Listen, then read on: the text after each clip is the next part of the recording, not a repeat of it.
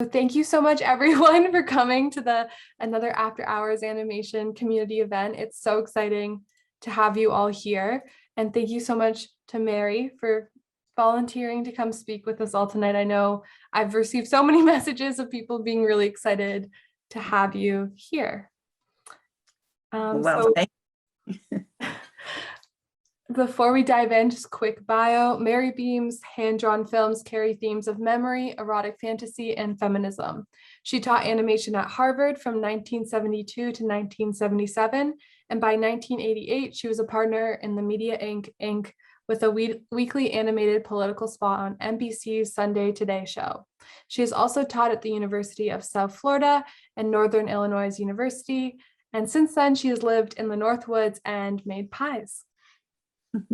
So I'll let you take it away from there.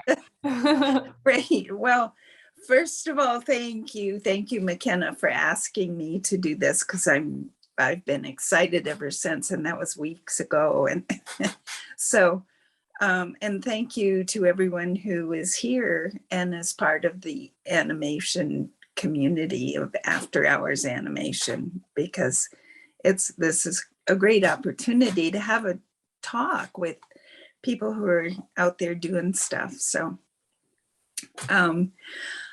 when McKenna, when you and I first talked about this, I said I had noticed that people seemed concerned about their careers and how they're going to go and what they're going to be doing, and how, worried if are they going to make it and all that, all those issues. And I am one who has had multiple careers, and they have happened almost by magic. And I wanted to sort of inspire people to feel comfortable about their own options in what they're going to do.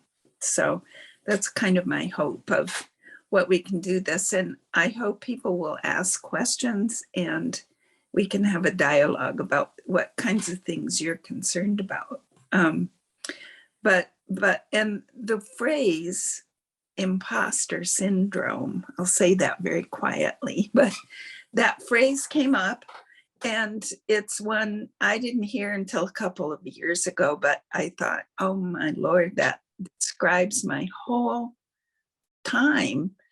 And so ever since we've been talking about showing films, I've thought, this is, I think, an issue that a lot of people struggle with, and it's not necessary. So I'm hoping to be able to show our films in such a way that you can kind of get inspired. Anyway, the first thing that was a miracle to me was that when I was in film school at Boston University, I heard about an animation summer school class at Carpenter Center at Harvard, and I ran over there and I said, oh, please let me in. This is what I want to do. I had no idea how to do it, but I did know kind of how to make films. I knew how to make A and B roll splices and stuff like that. So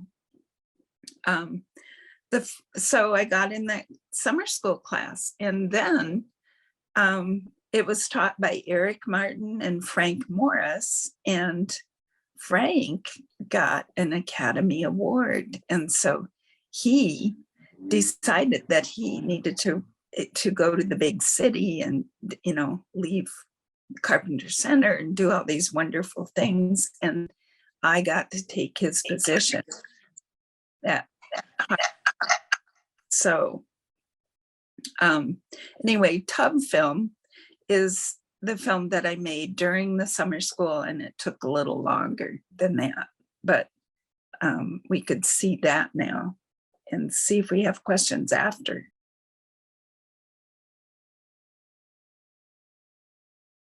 Thank you.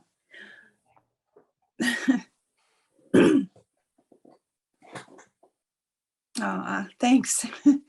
Well, one of the things I discovered in this getting into animation was, excuse me, that I really like to do real sound and just plug it in. And I did discover that almost without exception, real sound works almost at any point with whatever you're doing.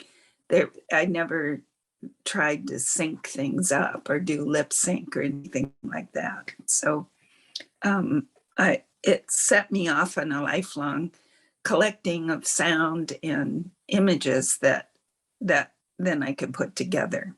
So are there any questions that came up?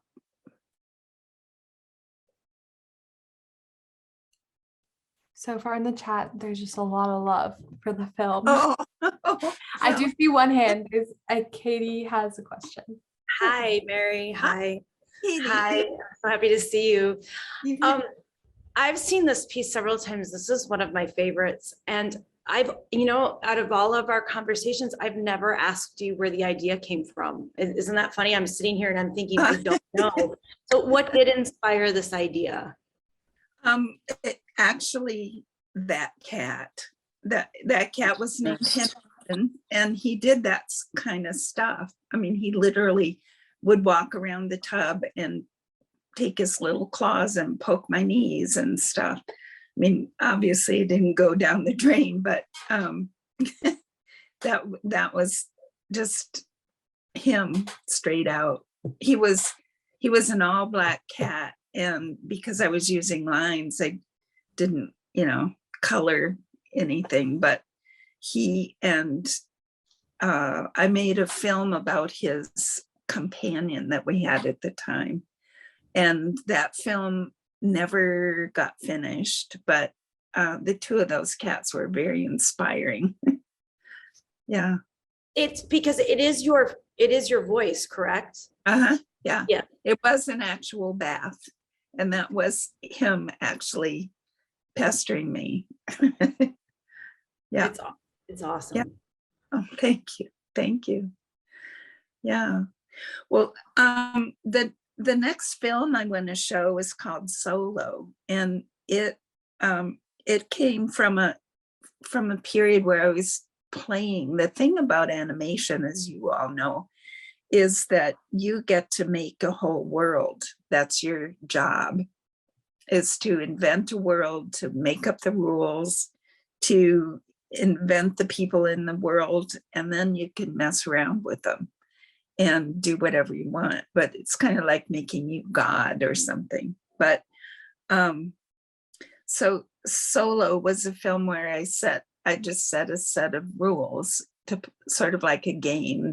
It was done on index cards, and I made a cycle, and then I took each drawing from the cycle and I made a cycle off of that drawing, and then I shot them in different orders.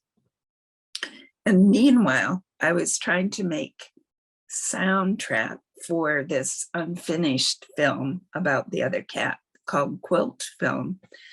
And so I was doing all this recording, and I never made it onto the film. But one day I looked at the cores of film and the core of sound, and I put them together, and I thought, oh, wow, they're the same size. So I'll bet they'll go together. And they did.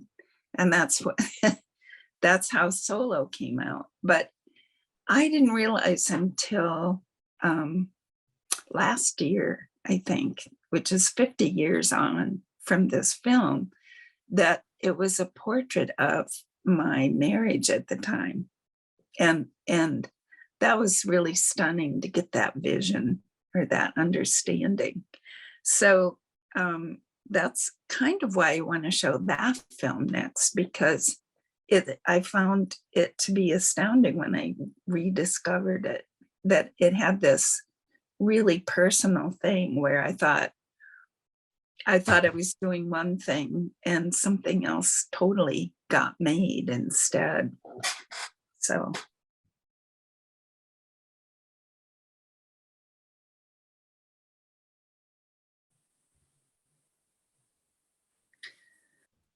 So, any questions so far? There was one question in the chat from when we watched Tub Film, but someone asked if you storyboarded ahead of time. Oh, just really roughly. I mean, I worked on typing paper basically. And so I can't even remember what the storyboard looked like, but I think I just plopped a bunch of rectangles down on one piece. Honestly, next week, like even if you want to do it during the day. I think it was an accidental unmute. So Oh. sorry. Interesting. Oh, we have all these windows into people's homes, huh? That's great. Yeah, it was a really rough storyboard, and frankly, it's the kind of thing that if I had been a good curator of my own work, I would have saved it along with all my other stuff. And I got rid of it all when I moved up north and thought, you know, I would just let go of all that stuff. And so I can't quite remember what the storyboard was like for that. Thank you. Yes. The next film that was really major, I'm showing you my favorite films that I've made because the experience of making them had such an impact on me. So next one is Going Home Sketchbook. And that was footage that I shot in Indiana, where my family lives, and our lake cottage, which is still in the family. And I made it at McDowell Colony. And those of you who've had the pleasure of going to McDowell know that it can be kind of scary if you're there from a urban setting and you're in the woods, and it just undoes you sometimes. And so I was kind of lonely and I was homesick for all kinds of things.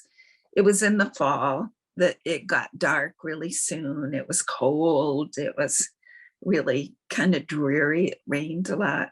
And I spent hours and hours drawing this few moments of a summer day at the lake. And I would come out of that to go back to the hall where we ate dinner, and I would be totally disoriented because I thought, I thought it was in summer and I thought I was spending time with my family, and now I'm in New Hampshire and I don't know.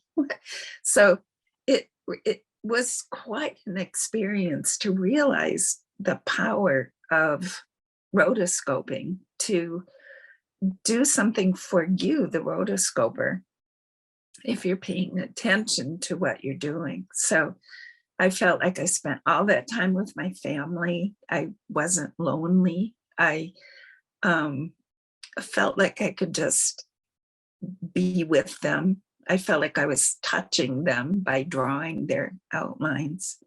And I felt like I had the power to draw them anywhere in the world. By drawing them in that one scene, I could also put them on an island in Greece, say, or, there could be all kinds of things that I could do. And it was quite exciting to me to discover the power of that and how much it affected my own happiness. So let's watch it.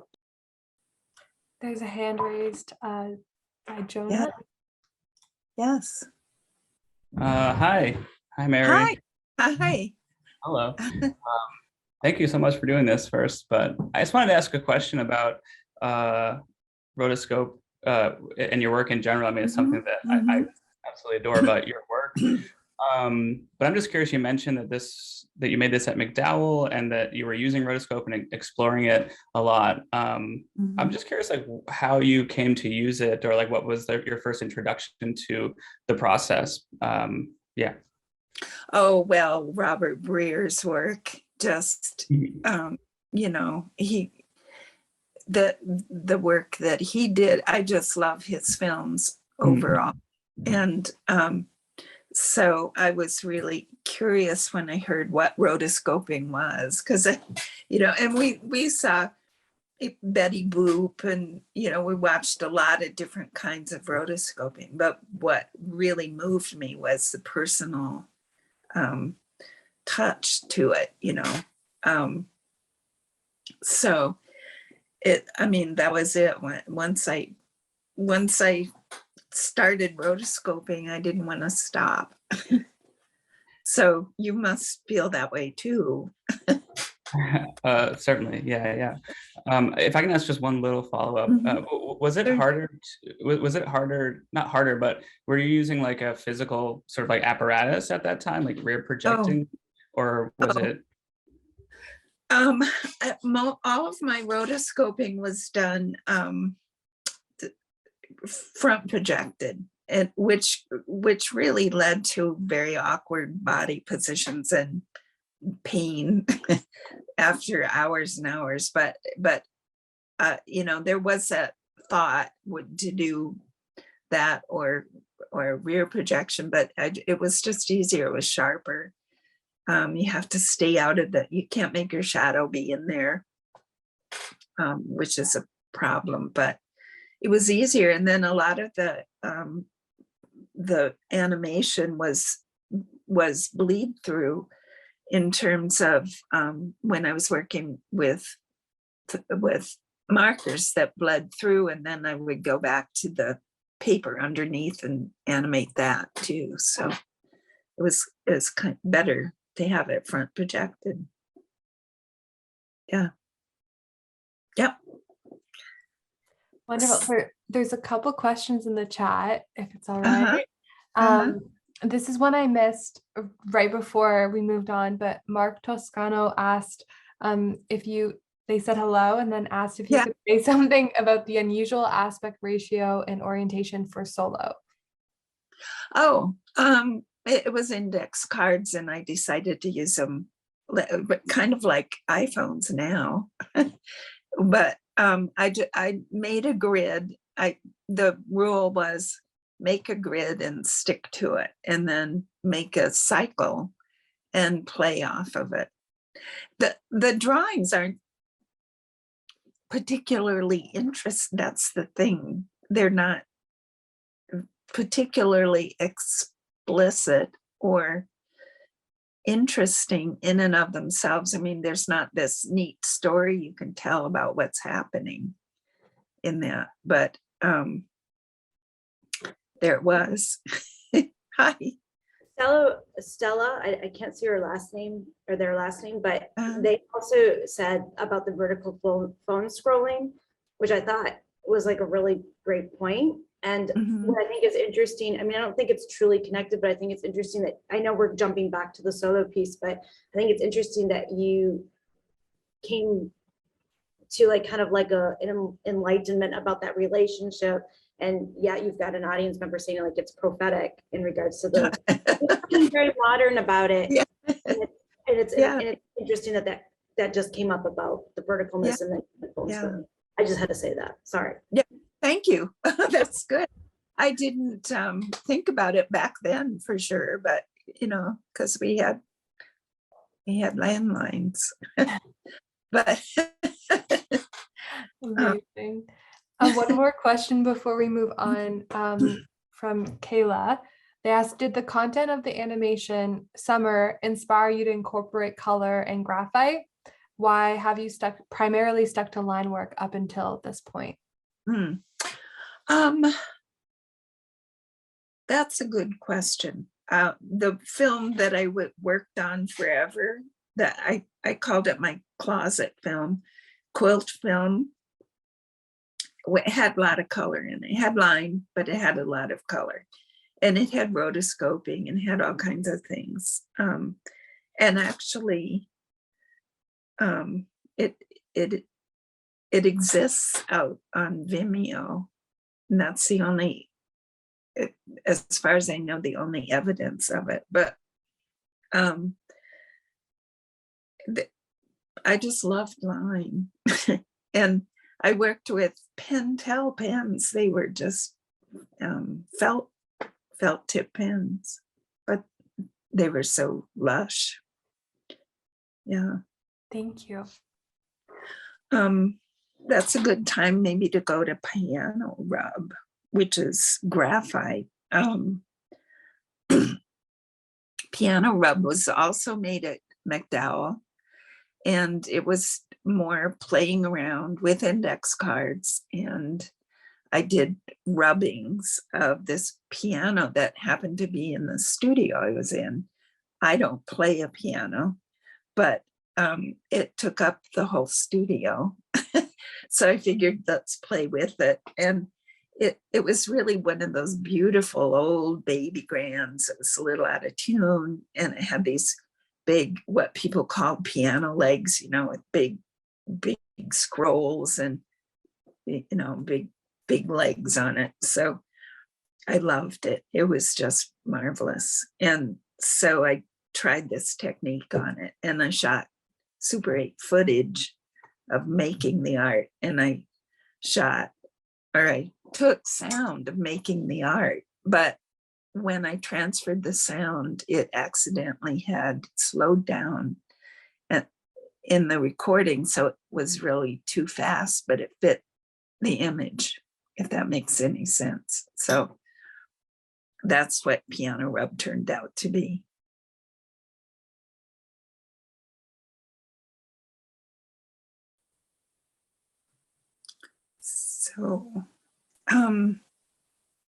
So that film, if you could hear all those little really high squeaks in the soundtrack, that was me laughing. That's how distorted the sound was. But I was laughing because it was so darn much fun to do that. And I thought that was such a cool thing that I decided I would rub the statue of Paul Revere in Paul Revere's park by the Old North Church when I had my artist in residency for a month in that same summer. And so Paul Revere is Here was a film that was supposed to be rubbed with, if you can imagine, with huge sheets of whatever. I thought I could find something. I had this big plan, and I was all set to get going on it when they said, no, it's too dangerous. You can't get up on a thing in the middle of the day every day and be rubbing this statue. So it turned out to be a whole different film, that one. So first of all, did anyone have any questions about piano rub? Yeah, go ahead, Jonah. Cool. Yeah. That was really great. I've never seen that one before. That was really beautiful. Thank you for sharing it. Yeah, I just wanted to ask, like, coming off of you talking about trying rotoscope and having this like really personal connection to being with those images, and then going into rubbing, which is like sort of a direct connection to the material you're in front of. Did you connect those? Like, was that something you were thinking about, that process, or like this idea of like an imprint or an index or something like that? Like, does it feel like an extension of rotoscope to you? Interesting. It sort of does. The thing about, let's see if I can get back there to the thing about rotoscoping was the idea of, I think that just gave me a philosophy of time. I think that anchored time is these moments, these sheets of paper that are, we think it's all continuous, but it's really, and back in those days, you had 24 frames a second. You didn't have a lot of options. And I became aware that you could take things apart, you could take time apart by inserting things in between the frames to expand it, or there's a lot of stuff you could do like that. And the rubbings was kind of the same equivalent, but it was about mass or substance or, surfaces, I guess. And I didn't get very far with it, so I didn't get to explore that thoroughly. I've recently picked it up a little bit to see what could be done, but I don't have any film equipment, so so that's that. Thanks. That's a good question. Thank you. Thank you. There's a question in the chat from Katie, and she asked, was the bassier sound the sound of the pedals, and or are you actually rubbing the piano keys at the moment? Yes, it was both. but most of it was the sound of the bass parts, but it was speeded up, so they were higher too. Yeah. Sam, go ahead. Hi, Mary. Hi. Hi. You're so great. Oh, I love everything that's happening. The oh, pet portraits, the films. This film, I've never seen it before. It's so sexy, and watching all of these works, I keep thinking about how you are such an avid baker, and your practice as this pie maker. And my understanding of baking is that it's really regimented. It follows so many rules because it's like chemistry. And all of these films are so beautifully intuitive. And this might be something you might talk about later, but I'm wondering about this transition from this intuitive filmmaking process to this other practice of baking that is so much more regimented than the filmmaking process. I'm wondering if you just talk about this transition from like intuitive creation to more like stratified creation. Or I don't know, anything about any of that. Oh, well, sure. Yeah, I'd love to. That transition had a lot of components to it. And I wrote in a little bit longer biography that McKenna posted. I don't know if you had a chance to read it, but when I had a career in film, and then I moved to New York City and I transitioned to digital stuff. And that was weird because everything was so new and digital. It was like, I've always thought, oh God, I was on the cutting edge, but I was where cutting edge was kindergarten scissors, It was like, I remember when the computers we were using they went from 8 colors to 16, and they went up to 128 K of, wasn't even K of memory that we had to work with. And so it was pretty limiting. And I would say the intuitive part of filmmaking wasn't nurtured at all during that phase of digital. So pie making for me is not a precise thing. You have a lot more leeway than you'd ever dream you have. And you learn that pretty much there's the same amount of sugar, pretty much, but you can toss it in. You don't have to measure it and scoop it off and be really careful. You just know it might be a little sweeter, this pie. And one of the things that film and pies have in common is that when you're drawing drawings, you have to draw a whole lot of them in order to get a film. When you're baking, if you're lucky enough to have a restaurant to bake for, you have to bake a whole lot of pies. And I miss that aspect of it where each pie was like a single cell in a film, and it's hard to go back to making a pie every month or so. So but you don't have to be so precise. And that's what's so fun about it. And especially if you get to know your ingredients and you get to know all of your, you know how things work, and that those rules are for people that are learning how things work. But once you know how things work, you can just have at it, and whatever it is you're doing is a whole lot more fun.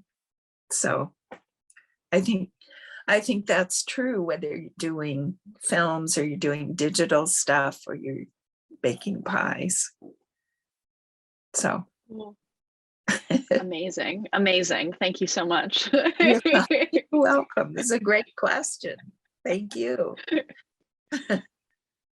So, do we have more? That was all right now. So Okay, great. Well, Paul Revere came on next. And so that was a grant that the artists were, and I think they're still doing this. You have a month where they give you a spot along the Freedom Trail. And you do your art and you talk to tourists and whoever comes by. And so I got Paul Revere Mall, which is not a shopping mall. It's a little park, but it's all brick. And it's where the Italians in the neighborhood all hung out. And every now and then these buses would show up and people would come out of the buses and rush through to the Old North Church where the lanterns were hung. And then they would rush back and the Italians would be there all day. And it was just a wonderful experience. So we set up a little rotoscope stand and we shot footage of Paul Revere's statue. And then we rotoscoped that. And then we shot footage of people looking at the statue. And we rotoscoped that. And we interviewed people. And that's how Paul Revere's hair came out.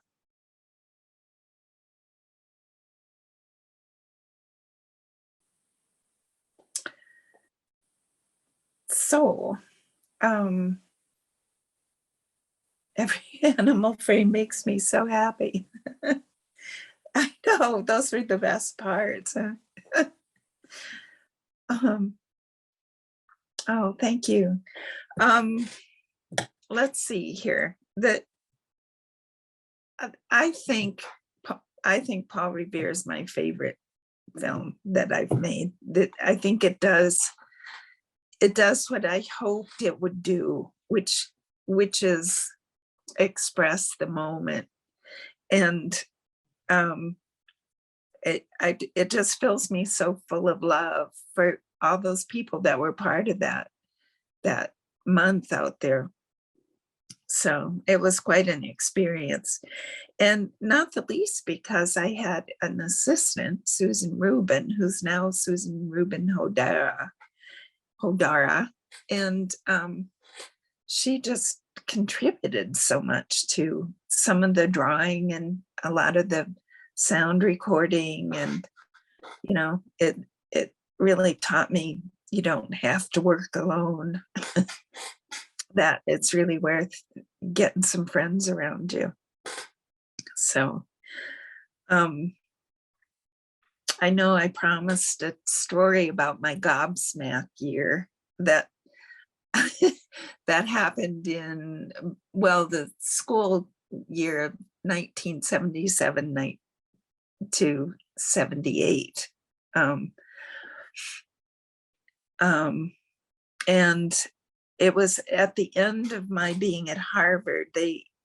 I was teaching assistant, and I was there for 6-7 years for that. And then they said, okay, you can teach the class, but then you're done. You have to leave. And so it was like kicked out the front door, which had its own blessings. But so I thought, what am I going to do next? And I had this desire to make a film about whales. And I was doing all this research, and I read Moby Dick, and I I did a whole bunch of stuff, and I found a tall ship that was a whale research ship. And I was ready to go sailing on that tall ship. And I was going to film the whole experience and record the sound. I had all this equipment by then that I could use. And then I was going to make a film. And in the meantime, I was invited to be the artist in residence at Minneapolis College of Art and Design. And so we were all excited because they said, great, come and work with the students and make the film here. And as it turned out, the ship would not get back in port in time for me to really get much done in the class. So I had to make a choice. I could get paid to teach, or I would have to pay this whaling place to go on a whaling trip.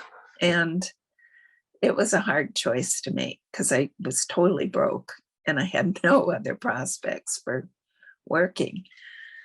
So I picked Minneapolis, and it altered the film completely because I didn't go on a tall ship and I didn't have all this footage that I thought I would have had. Thank God, because I probably would be dead.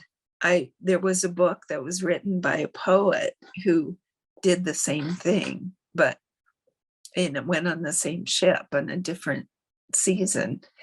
And he wrote this book, and it's a beautiful book. It's called Tuning the Rig.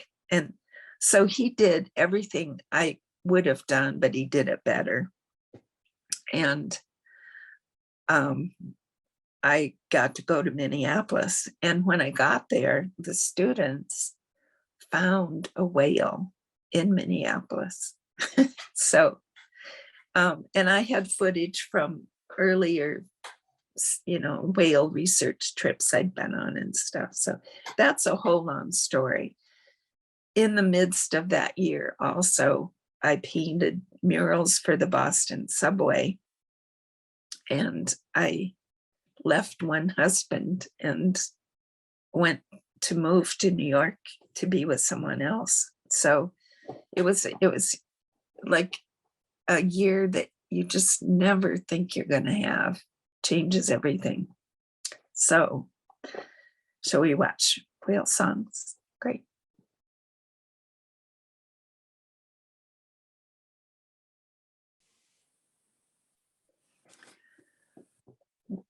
Oh, thank you. That's what I have to show. Oh, thank you. Incredible. Incredible. There is a couple questions in the chat about some of the films that we screened.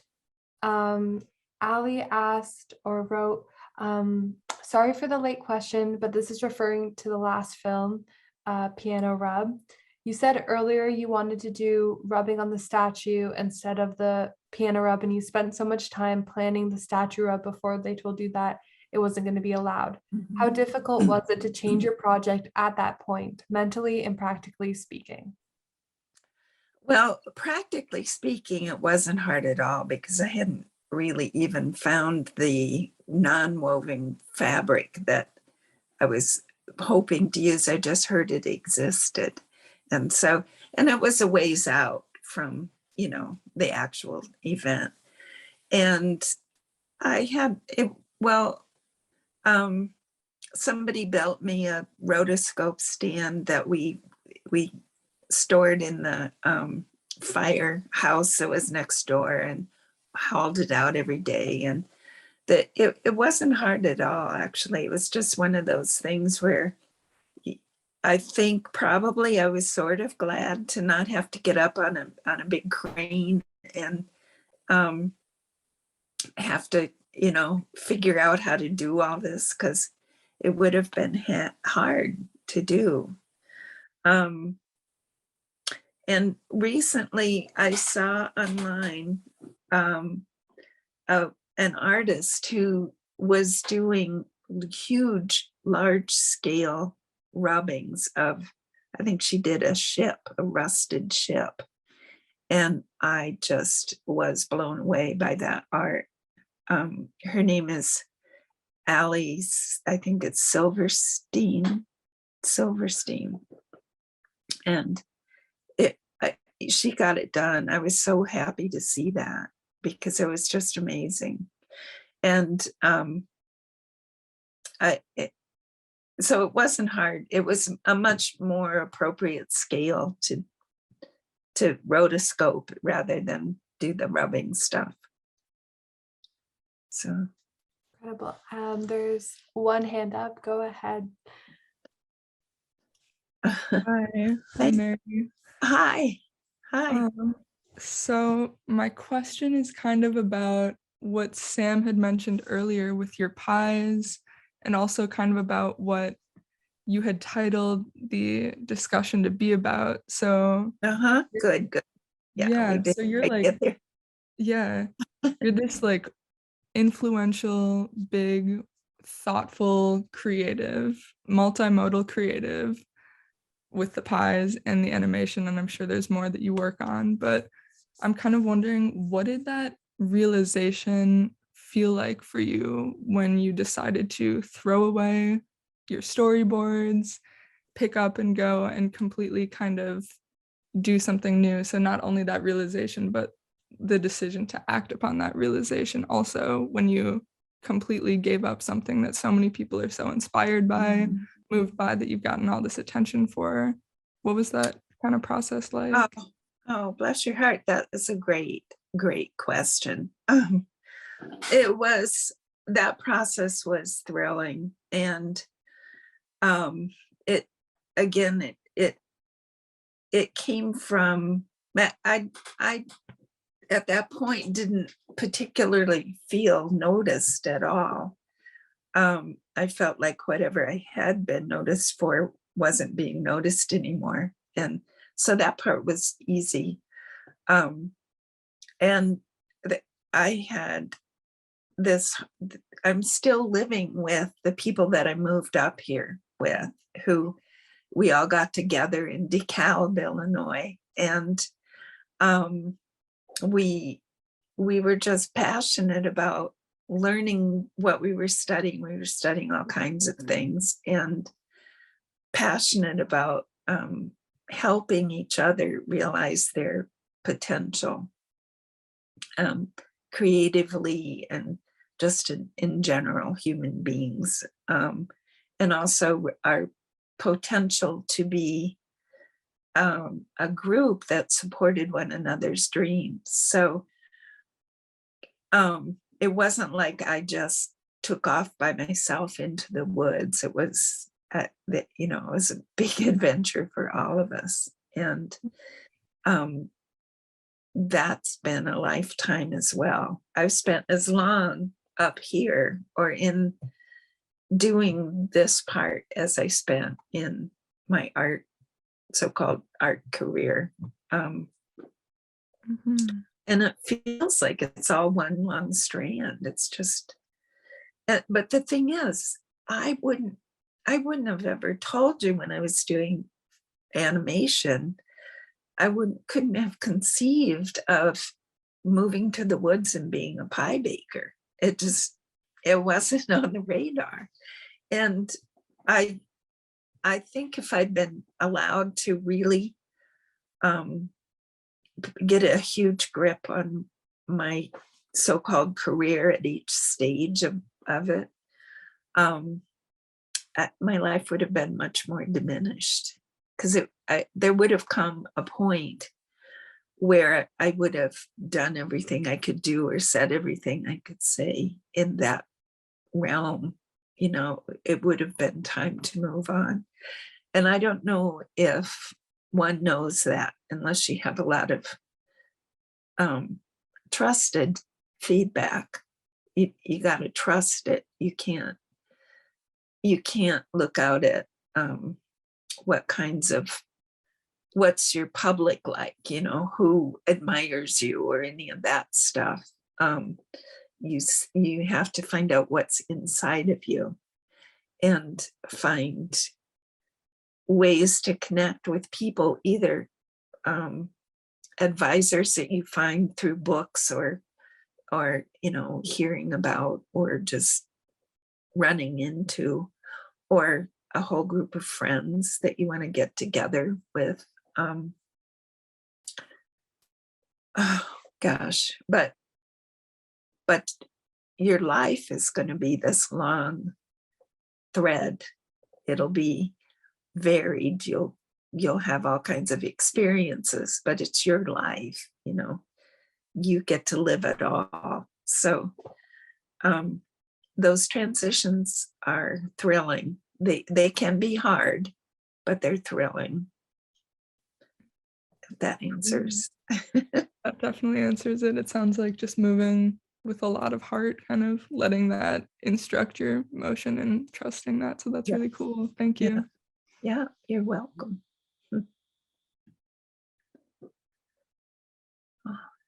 There's a couple of questions in the chat. Aaliyah wrote, "Thank you so much for your words and films.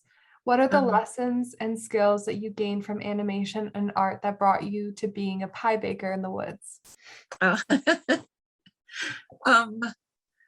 Okay, these are great questions.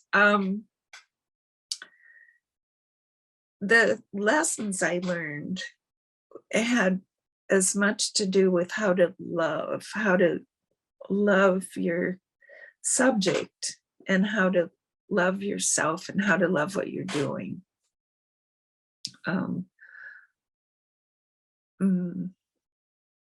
Even though I was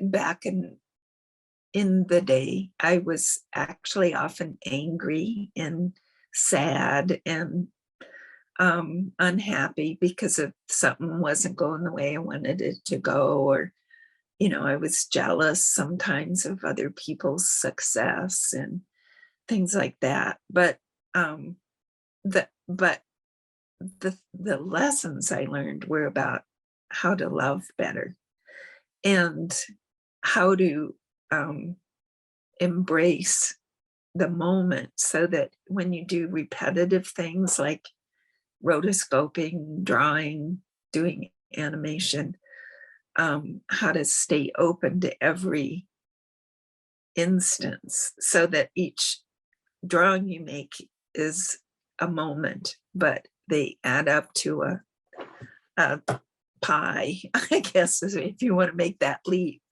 So by the time you start making pies in the woods, you get the direct benefit. You get to eat them when you're done. So there's that. But that ability to make 20,000 pies is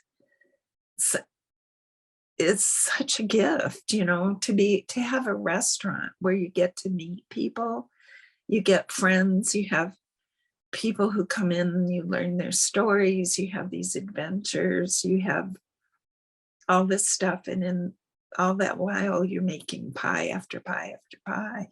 It's great. It's like animation. Yeah. Wonderful. I believe Anna has their hand. Hi, Mary. Thank you so much for sharing your films tonight. Oh, I'm happy to. Thank you. So my question is about community. So one of my favorite things about you lately is your Instagram presence, which is just like a constant delight. It's a constant delight. Oh, thank you. So I was just wondering how you feel community has changed from the time that you're making these films to now. So like, I know you participate a lot in the online animation community, and I just wanted to hear your thoughts around that, and how you like it versus how it was back in the time that you were making these films. Oh, that's a great question too. Well, back in the day, what we could do was go to festivals of, the small ones, big ones, if we wanted to get together and we didn't live in the same town. we had a group in Boston that when I was there that we called the Tuesday Animators, and we'd get together every Tuesday with the commitment to make a movie. And there'd be somebody who was in charge, you know, who had the night, and we were their slaves. Whatever the assignment was, we were the drawings that would make it happen, and then we would film them. And I have to say, there's not much left of those, but that was lots of fun. What I love about the internet now and all of this, it's the ability to find people who are all over, who you guys are doing such amazing work. It's amazing for me to see it all. I feel like, you know, what we did in the 70s was fun, and it was very much simpler in a lot of ways than what you're up to now. You have so much, there's been so much that has been made in the years, in 50 years, I guess. It's a long time. So that's what I love, going online and seeing everything. There's just so many good stuff. So, and I try to let people know, because I worry about you. I notice that people are worried, and I don't think you should be, because your work is all so good. So I had a question, and I think this might fall off one of the recent comments, but one of my questions when we talk about the context of like imposter syndrome and making these like big, fundamental, possibly path-changing decisions is how to find like peace in that, and in making those decisions, and like choosing to move into the woods and choosing. I know when you and I spoke, you talked about throwing away work, and like, how did you find like these transitions were like as you were going through them, and then how did you find like peace, and you seem to embrace life with so much joy in those difficult times or transitional times? oh well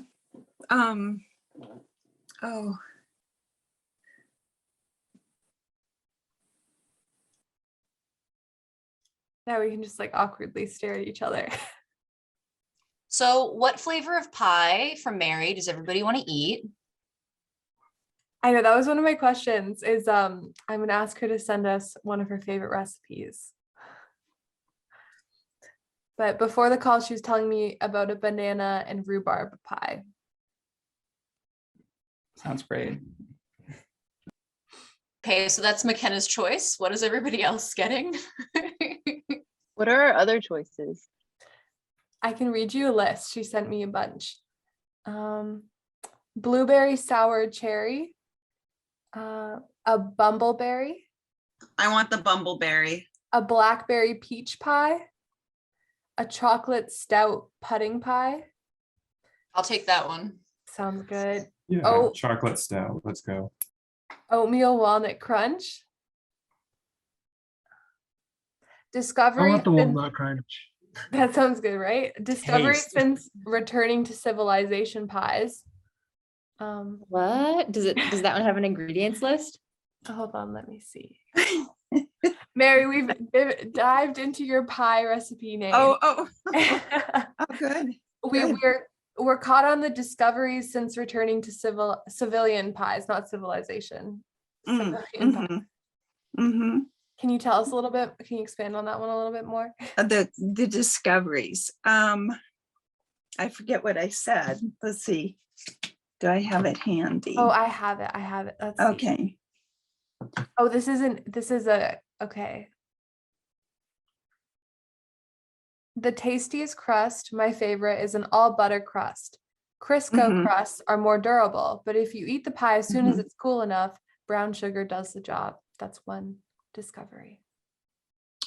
Brown sugar. Oh, I changed it. Butter. It should be butter. Oh. Yeah. Oh, sorry, I'll fix that. Ship. I'm looking at comments. Ship a pie with another pie. Well, how could we do, we should get a group to do pie animation. We should have a pie animation festival. Yes. Everybody shares a recipe. We make them. We take pictures. We have little stories, if there are any stories, and we post them. If everyone's in, I will set up a date maybe, and I can compile it into a film. So if you're all in for that, we can put that Awesome. together all together. Great.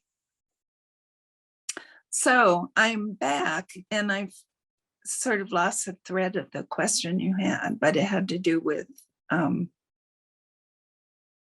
how it was, we were talking about, it came from imposter syndrome and then how to get rid of stuff.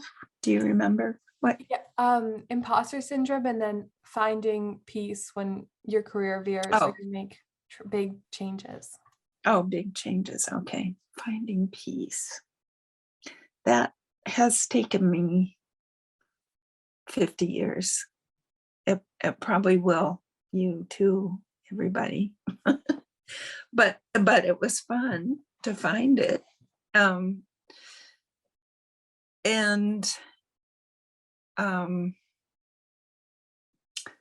don't know. It's not like you're going to be without sorrow or without trouble or challenges or any of that stuff, but you're gonna just, your job is to get old enough to live long enough that you can look back and you can see and still be kind to yourself. You can see, oh my, I could have I could have treated my husbands much better than I did.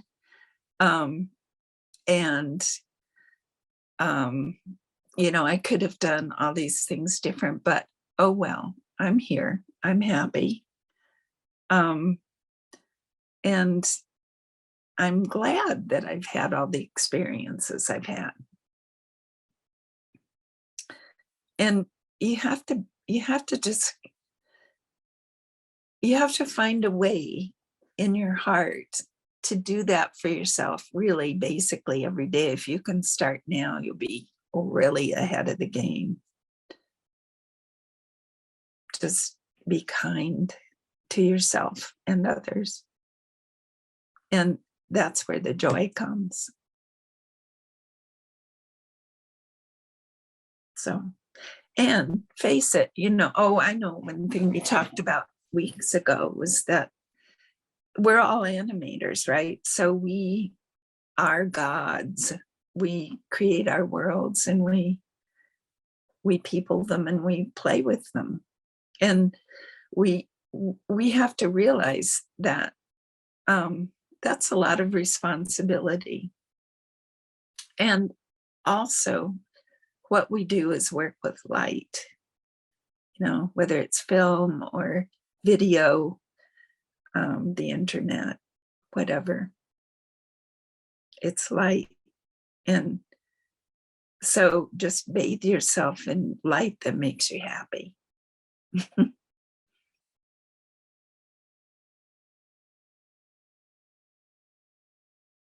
So there's a lot of hearts in the chat. I think many of us are emotional. Like I'm tearing up a little bit. It's been massively inspiring. Well, thanks. Does anyone else want to chime in or any questions? Mm-hmm.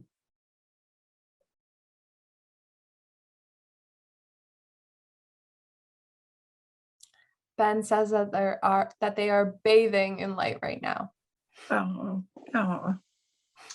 that's great. Oh.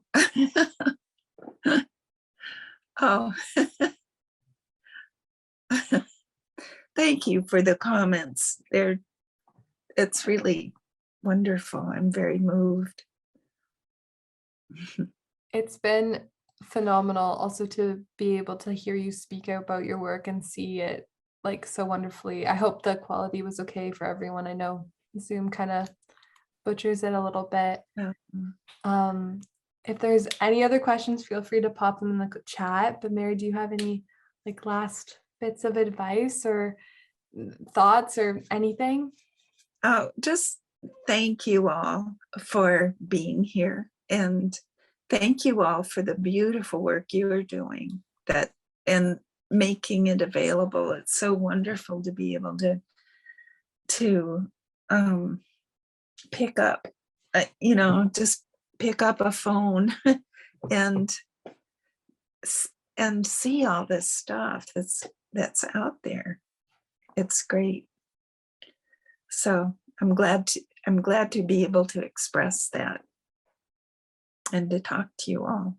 So thank you. Thank you so much. I'll have to send you the chat of all the like lovely from everyone just so you can review them afterwards. But I know my heart feels so full after all of this. So thank you so much. This was like massively inspiring and just so incredible.